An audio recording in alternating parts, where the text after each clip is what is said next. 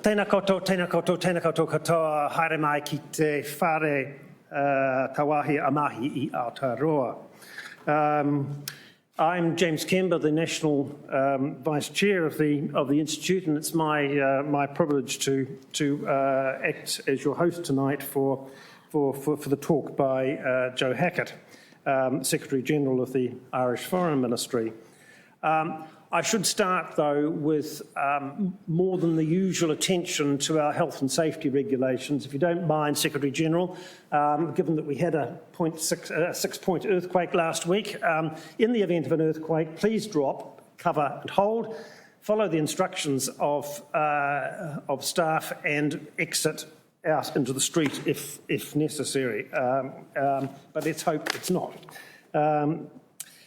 Please may I ask you to turn your mobile phones to silent while we proceed. I'd like to welcome particularly the Irish Ambassador, Jane Connolly, tonight. And I think Brad Burgess was, but I can't see him, our first resident ambassador in Ireland, just succeeded by Trevor Mallard, was going to be here tonight too.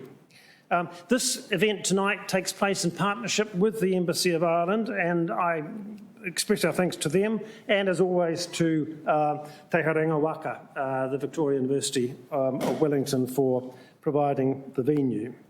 It's a really great privilege tonight to welcome the Secretary General of the Department of Foreign Affairs. Joe Hackett has spent nearly 30 years in the department. He served in a number of positions in Dublin and overseas, including twice in the United States. But I notice he's had a special involvement in Irish EU relations, including serving in Brussels as the Deputy Permanent Representative. And as we all watch how Rishi Sunak is getting on with the Northern Ireland Protocol, we can't but help think that it's an important subject for discussion. It's absolutely apposite tonight that we should be having a talk on small nations and international relations and Ireland's approach to foreign policy. The number of parallels with the New Zealand experience are incredible. Our reliance on the United Nations. Okay, we got there first, and you were about 10 years later, but that was for very good reason. But the way in which Ireland has contributed to peacekeeping operations matches the kind of things we have done since the 40s. And the way you've expanded your interests, Secretary General, in the 70s and 80s. We opened our embassy in China, for instance, in the early 70s, and you, I happen to know because I was there at the time, opened your embassy in Beijing towards the end of that decade. So there's all sorts of things that tie us together in terms of the way we approach international relations and the way we depend on international institutions. I'm going to invite the Secretary General to talk for about 20 minutes or so. The speech will be recorded for our website so that if you miss anything, you'll be able to go back to it. We'll then go into a question and answer session which will not be recorded. So your questions can be as frank as the Secretary General's answers. So, and as a mark of Irish hospitality, I should inform you that following tonight's event, the Irish Embassy has kindly invited us. I think it'll be to go up these stairs and into the foyer up there to a small reception. So please join me now in welcoming Joe Hackett to address us. Thank you.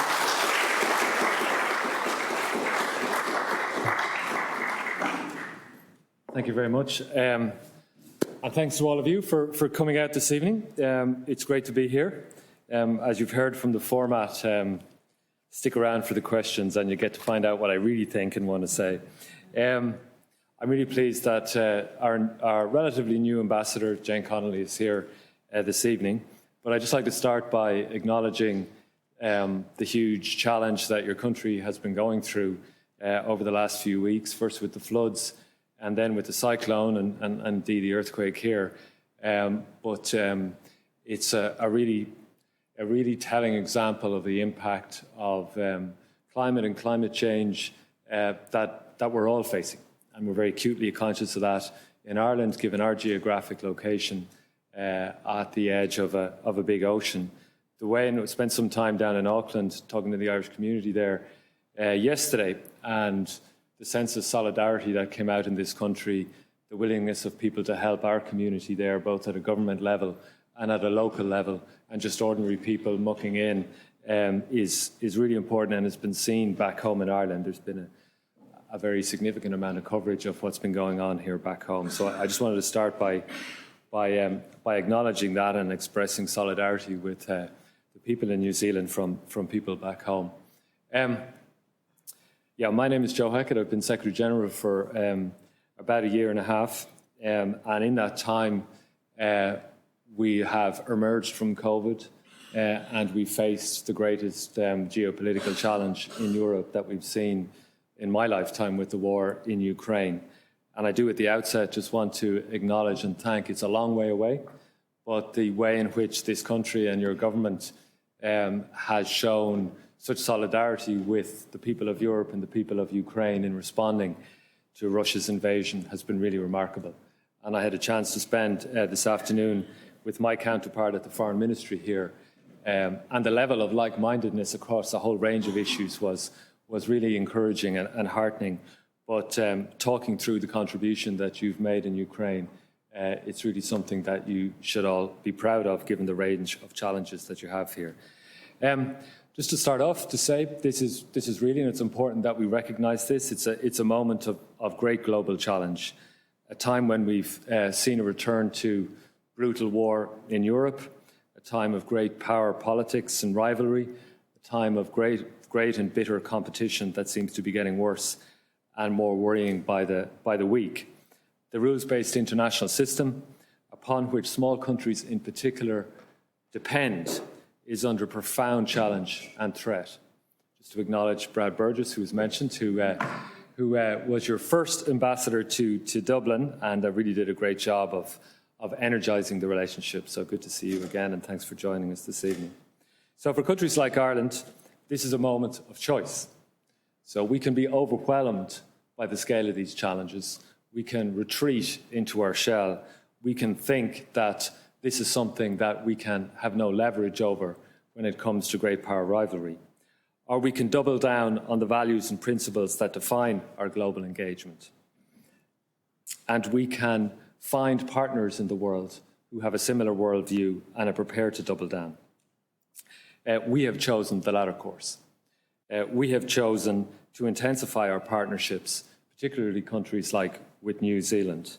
And indeed, there are very few more like-minded countries than yours. It is really, really striking that before I came here, and now having spent the day here, I know that there are practically no partners outside of our partners in the European Union that share so many common interests and values and perspectives and sense of going about things than New Zealand and Ireland.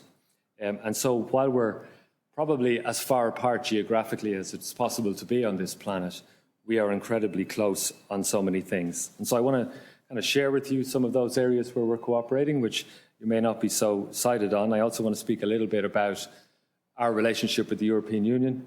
We're celebrating 50 years of our membership of the European Union, and also to talk a little bit about what Europe and what the European Union and its relationship can be with this country. Because I know sometimes when people in New Zealand think about the European Union, they have mixed views about it, or they think about it exclusively in trade and economic terms.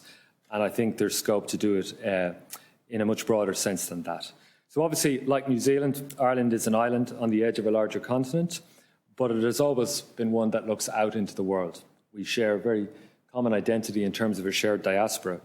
And Ireland's influence in the world, its ability to shape the world, the generally positive view that many countries have in the world is basically rests on our people and the story of our people.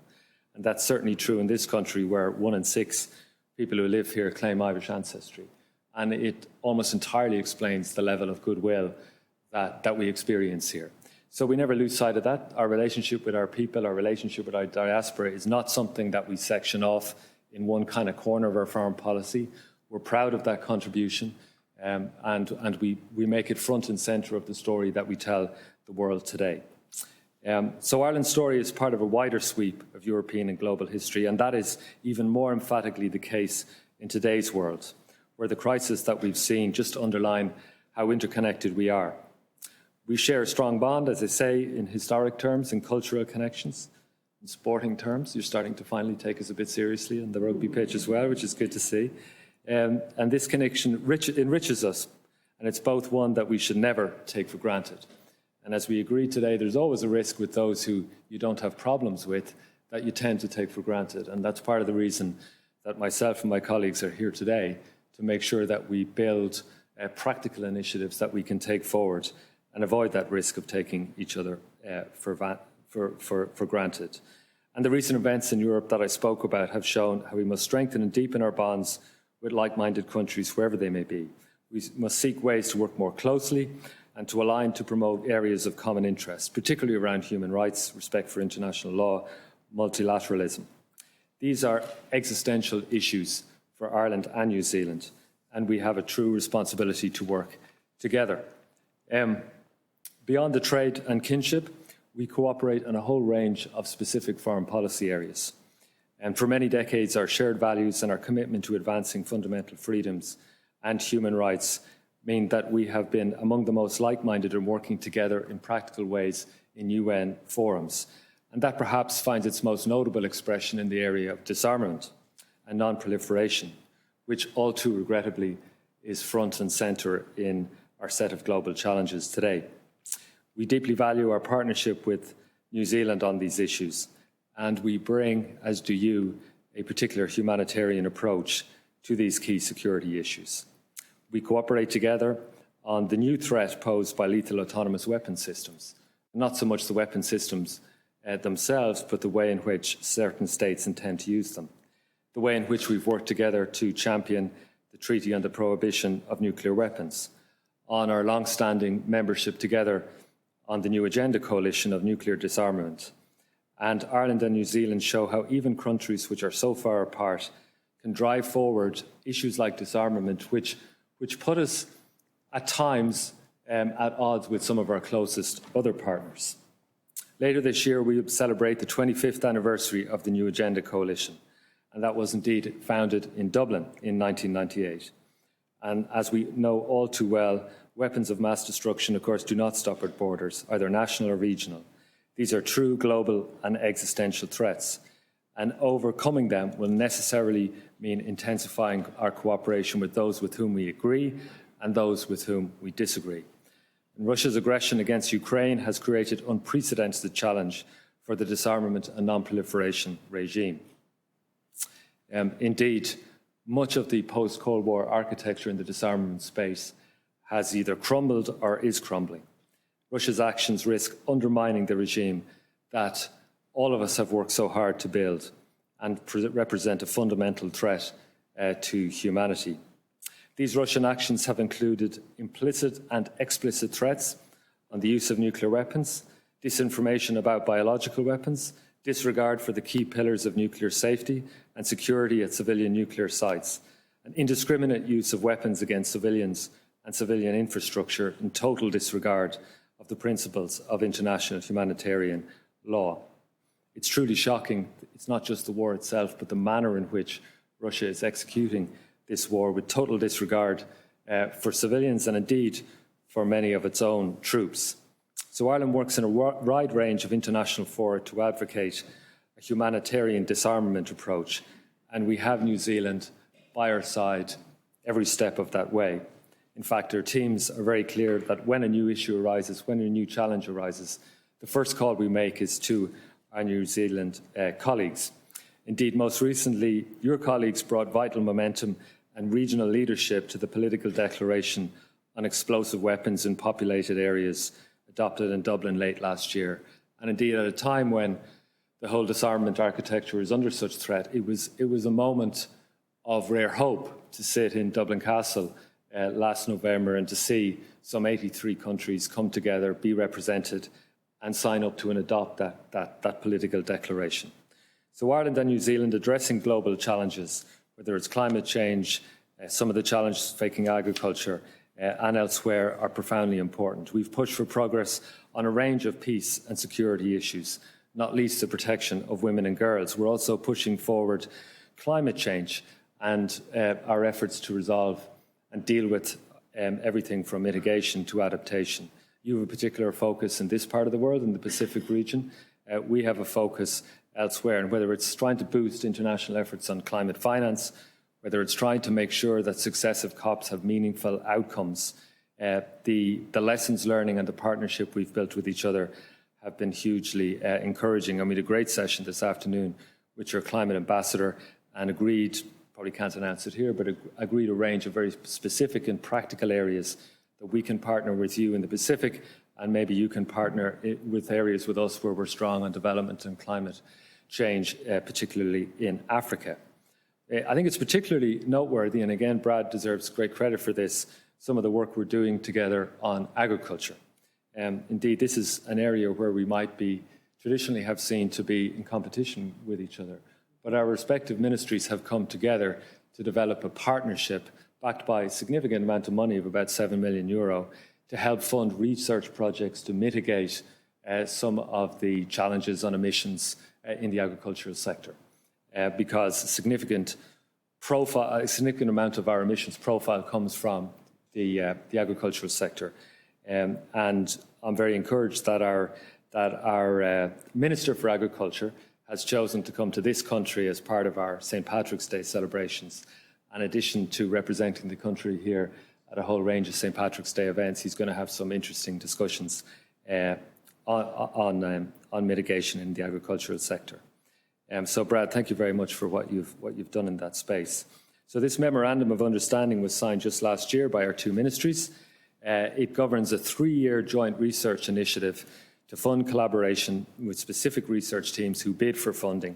And as I said, we've made €7 million available, and we're looking at doing a second round of funding next year. So that's something we're committed to in the long term.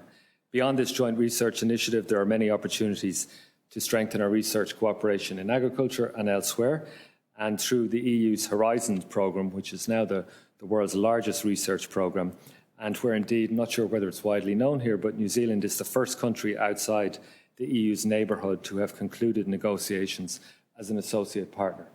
And the scale of funding behind Horizon and the nature of the collaboration that can take place in the research sector is truly transformative, and it'll open up to real practical cooperation, not just between Ireland and New Zealand research communities, but more broadly across the European Union. Ireland, like New Zealand, is of course deeply committed to multilateralism. It's been at the heart of our foreign policy since we gained independence. We believe that a strong multilateral system is the best way to protect our security. And that is why every day, almost since we've joined the United Nations, we have had Irish peacekeeping troops serve abroad in some part of the world. And on occasion, we have served together with troops from New Zealand, most notably in East Timor.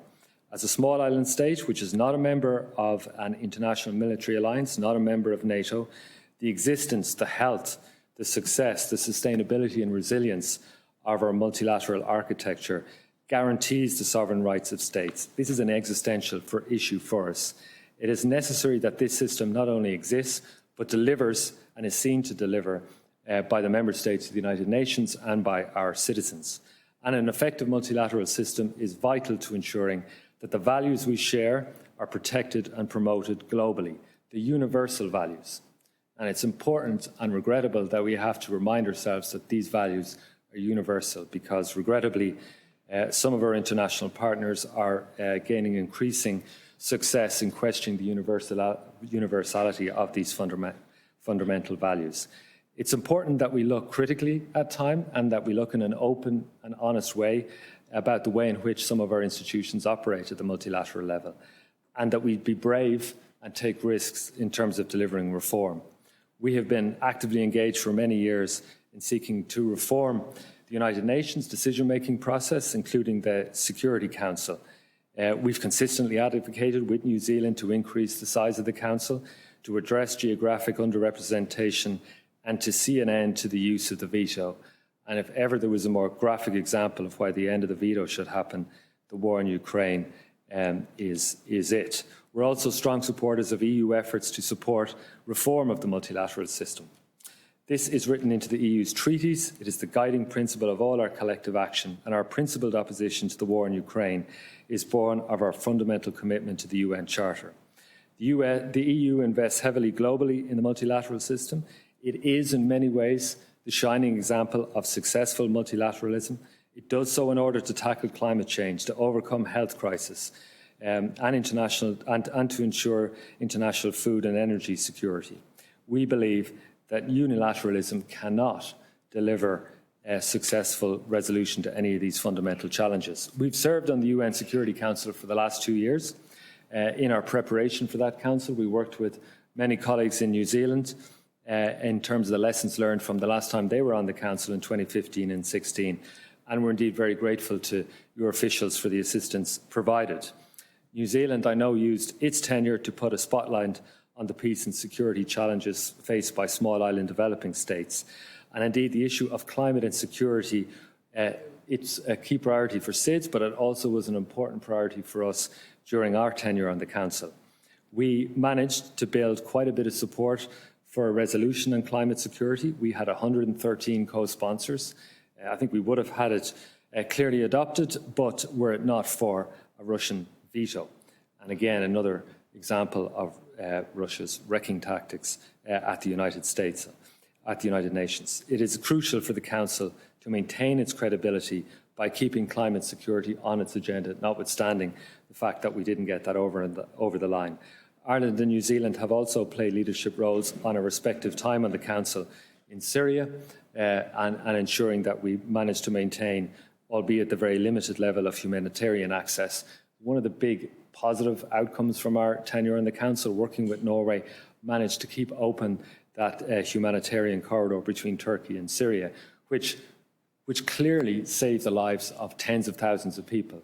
And the relevance of that corridor we've seen clearly in the context of the dreadful earthquake that have taken place there, where not only has that corridor been used, but it's been used as an example to open 2 or 3 more.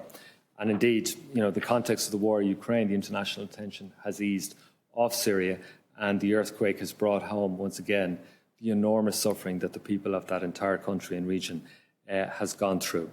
Just in April of last year, Ireland and New Zealand were both part of a core group of states led by Liechtenstein, which brought a veto initiative to the General Assembly, which was supported by the wider membership. And this means that whenever a veto is used, the General Assembly automatically holds a debate.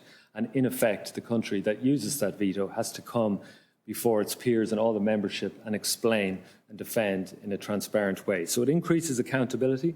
It's a small step, but it's an important step. And while we wait for the sort of fundamental reforms we'd like to see at the United Nations, these steps make a difference.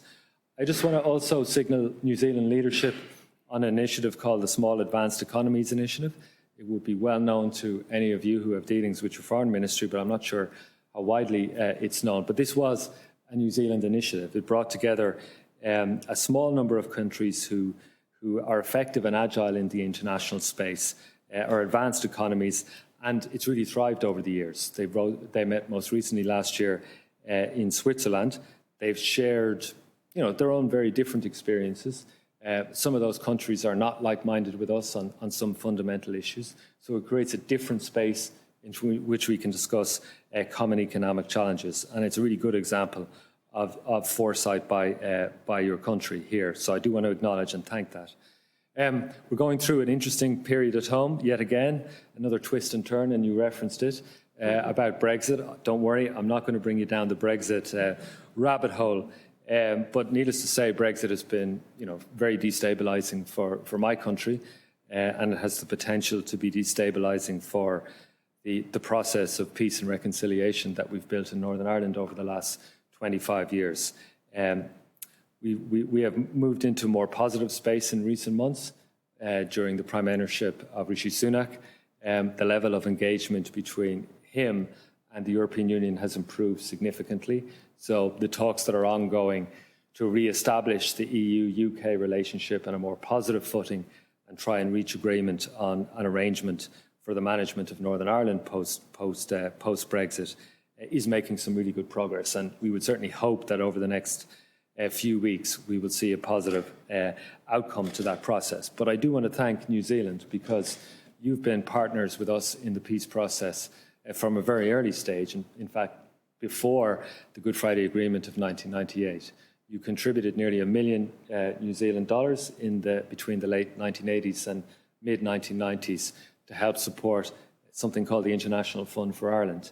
And to this day, you have observer status on the board of the IFI. And that political presence on our journey towards true and lasting peace and reconciliation is important. That international perspective coming from here is very much appreciated, and maybe we don't talk about that kind of contribution enough, but it's very much appreciated and valued. I do want to, before I take questions, say a few things about the European Union. So this is 50 years. I'm 50, so we joined the year that I was born, and the level of transformation in my country that has come from our membership of the European Union is truly stunning. At a practical level, our economy has been transformed from being one of the most backward economies, the least developed when we joined in the European context, to now being one of the most sophisticated, one of the most global, country projected to have the highest rates of growth this year. Unemployment's at a 20-year low. So the economic transformation, the diversification of our economy, the attractiveness of our economy to be the most successful economy for the attraction of foreign direct investment anywhere in Europe, and indeed more so than most places in the world, is due to a variety of things, but it's due predominantly to our membership of the European Union and the changes that has brought. The transformation in our society, our tolerance, our acceptance, our diversity as a people. 17% of people who live in the island now were not born on the island. They have come to our country to build lives. When we joined the European Union, if you were a woman and you worked for the Irish Public Service, you had to give up your job because the state said that job should belong to a man and you should be at home with your family minding your children. It's hard to believe that was the case until we joined the European Union. And the sort of progressive legislation that Europe insisted that members complied with delivered that change, and many other changes. That's a particularly graphic example because it was a particularly egregious situation that applied in Ireland. I think at a different level, we were obsessed by our relationship with the United Kingdom.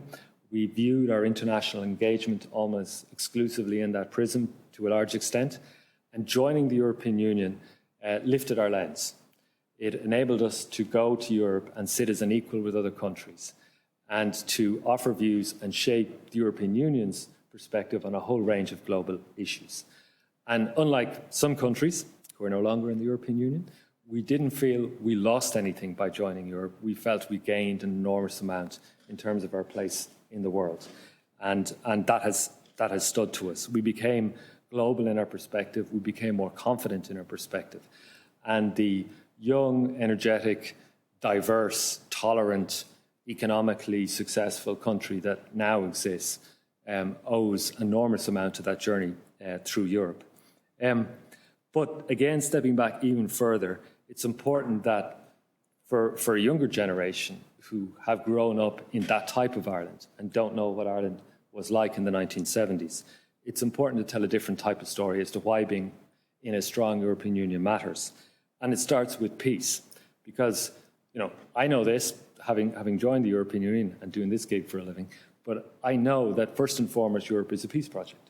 That's why it was conceived. That's why it was developed from the coal and steel community.